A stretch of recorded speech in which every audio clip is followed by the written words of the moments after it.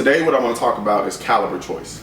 Now, I have pretty much carried a number of different calibers since I began concealed carrying. I started carrying the Glock 36, and then from there I went to the Glock 30.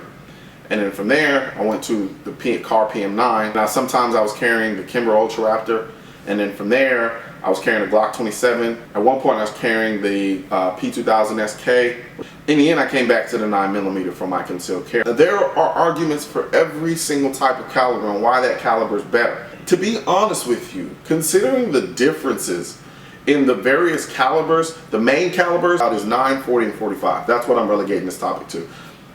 The differences are rather marginal. There are noted differences. I'd be a liar if I said that the 45 isn't a better stopper, has a potential to be a better stopper than a 9mm. I mean, that's just logic. But it's not that much more in the 9 versus the 45, and the 40 versus the 9, and so forth and so on. It really honestly comes down to personal preference. It's mental. It's all mental. What we're left with is, what do we mentally feel comfortable with? And the only way to ascertain whether or not we feel comfortable with something is to research it. So we get on the internet, we learn as much as we can about each caliber. That's the most we can do. We're not going to deliberately go outside and start shooting at people to see which one stops somebody effectively. So some people relegate themselves to simple logic. A bigger bullet, better stopping power, hands down. Some people relegate themselves to capacity. The more capacity I have, the more chances I have to stopping somebody.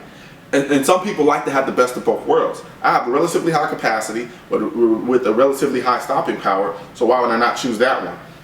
If you feel you can shoot the caliber and you shoot your gun, by all means, carry whatever caliber you want. If you want to carry 45, carry 45. If you want to carry 9, carry 9. If you want to carry a 40, carry 40. Now, I'm not really going to advocate carrying something that's so minuscule that it's not really much of a stopper at all.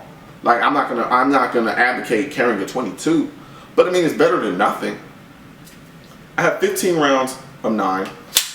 I can get the exact same gun, exact same size, and a 40 that gives me 13 rounds.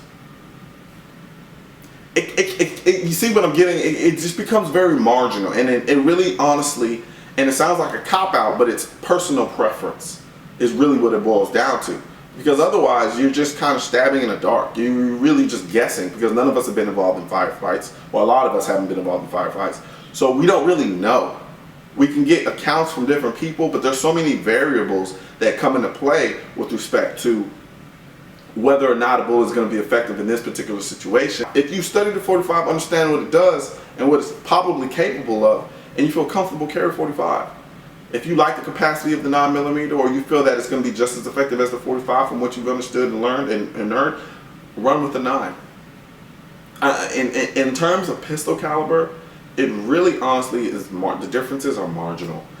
And there are variations between the two. There's so many variables that could come into play in terms of stopping power.